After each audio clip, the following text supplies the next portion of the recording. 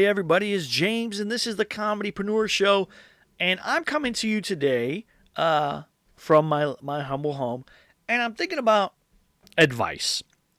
And I get a lot of emails from different comedians and different sites that I go to, and I read a lot of books, and I thought it would be funny if I really approach this topic today, which is bad advice every comedian has gotten. And I think this is great because I love this stuff. There's so many cliche and weird things that we all hear. And you're going to say, James, who are you to give advice? I'm not saying that. I try to tell you what's worked for me.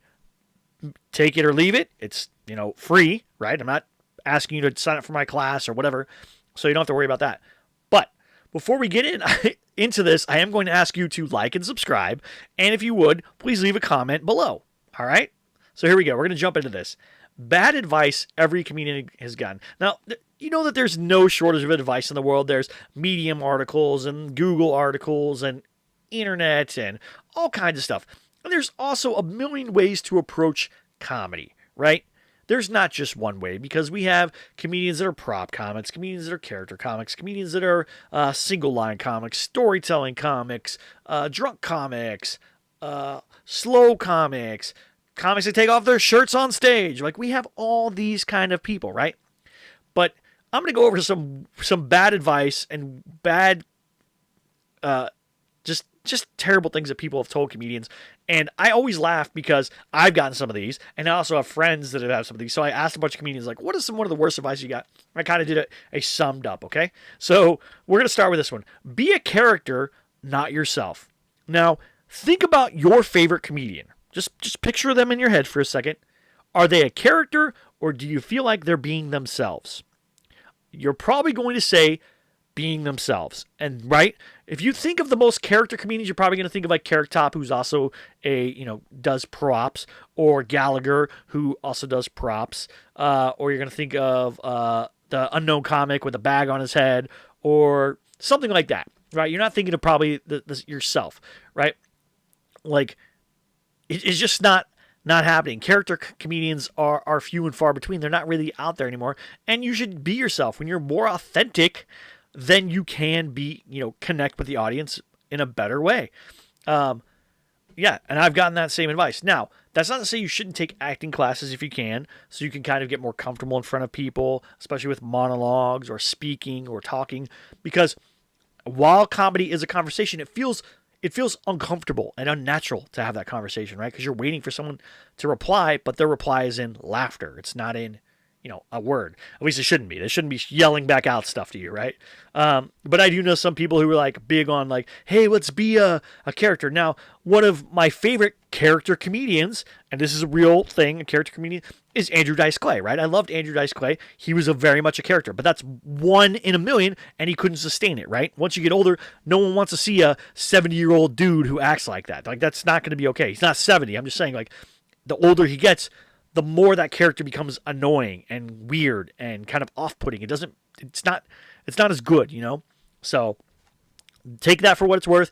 If a comedian has to be a character on stage, they're probably going to have a hard time being themselves, and it's going to come off as anxiety or uneasiness, and they're probably going to be faking their jokes or their humor and not relating it to themselves, and it's going to be, it's going to be tough.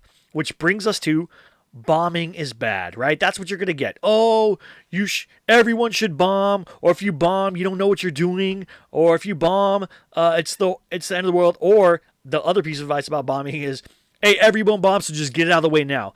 It's like, okay, yes, people do bomb, right? That does happen. Everyone has bad sets and bad shows. It's not failing, and it shouldn't be one of those things where you're like, okay, I'm going to go up and bomb 10 times in a row, and I'm going to get better. That's not how it works either, right? Bombing is not bad.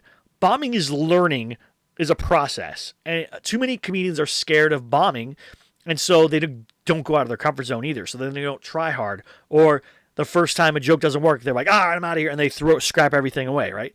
Bombing isn't bad. It's part of the process, but you shouldn't also seek to bomb.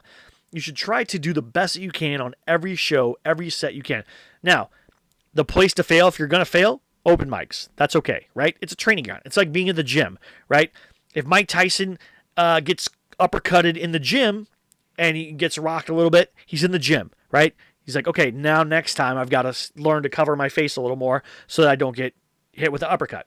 If he gets hit with the uppercut in the stadium in front of millions of people and pay-per-view, that's a problem, right? So use the time to fail and try stuff in open mics and be okay with it. Don't be fearful. And then be prepared when you go on stage, right? So, and we've all heard that phrase, dying is easy, comedy's hard. It is, okay? Comedy's not easy. If everybody could do it, then everybody would do it. And we all know comedians who just are not good at it, or they've tried and they just go, you know what, this is not for me, right? We've all know those people. All right. And if everyone tells you to worry about bombing, just don't listen. Like, fear is fear. You're allowed to be scared. You're allowed to be nervous. But don't take it as like, oh, I'm terrible because I bombed. Like, it happens, okay? The next one is where people say, never say no to anything. I am not a big fan of that, right? I do want to say yes to as many things as I can, but sometimes you know that something is not good for you, that it doesn't benefit you in any way, shape, or form. If someone asks you to drive, they say, hey, I'll give you a 5-minute spot in New York, and you live in LA. Are you going to spend $1,000 to fly to New York to take that spot? Unless you're independently wealthy, probably not. And it's not a good deal. Someone might say, oh, dude, that's a great opportunity. Well, what if they're not paying you? What if you get there and they gave your spot away already? What if they get there and you cancel the spot? What if there's a million things? Think about what it costs you in time and energy and money to do something before you say yes. Now, take as many things as you possibly can. Do that, right? If someone offers you a gig 5 minutes from your house every Thursday, maybe it's not the best place, but you get more time on stage, take it, right? But if it's something that's not going to benefit you, or it's going to harm you or do more harm for you, or it doesn't feel right to you, feel free to say no. You're allowed to say no. It's your career. It's your life, okay? All right. The next one, this is such bad advice. It's say whatever you want. Yes, comedy is about free speech. Yes, I am a First Amendment person, and I am. But if you go up there and you're a white dude and you say the N-word, that's not. There's ramifications, right? It's obviously there is a thing about free speech, but there's also a thing about morality and political correctness, right? A lot of times, places will have things where they say we don't allow rape jokes, we don't allow racist jokes, misogynistic jokes, whatever. So comedy is about saying what you want, but know that there are consequences for it. So maybe don't say what you want. Say what's funny. That's what you should be doing.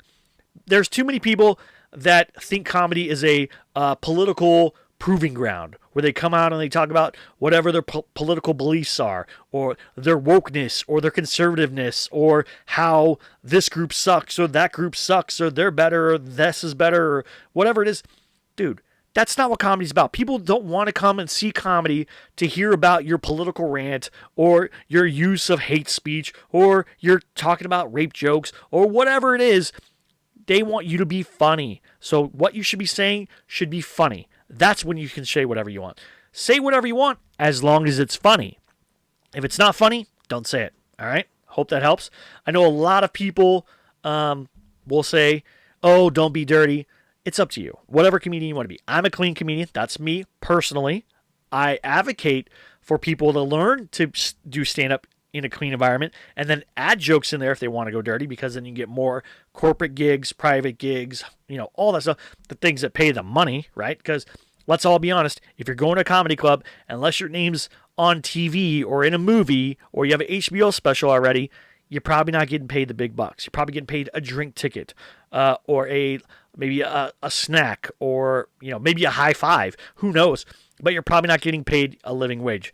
The living wages come from private gigs, corporate gigs, all that stuff. So I would say if you could be clean, be clean. Then if you want to be dirty, pepper in the dirty into the clean, right? I've always heard you can dirty up clean, but you can't clean up dirty, right? You can dirty up clean, but you can't clean up dirty. Do that. Do that the best you can. Now, there's all kinds of advice out there. I would say read books, listen to other comedians, pick what works best for you and do that. Don't take one single person's advice. Don't take just two people's advice. Don't take my advice only. Listen to what works best for you. All I'm saying is there is a lot of good advice out there. There's also a lot of bad advice. Do what works for you. Throw the rest away. I hope that helps. I hope you guys enjoyed this. Sorry about the crazy rant. Hope it works out for you. Have a great week. Don't forget to like, subscribe, and I'll talk to you soon. Bye.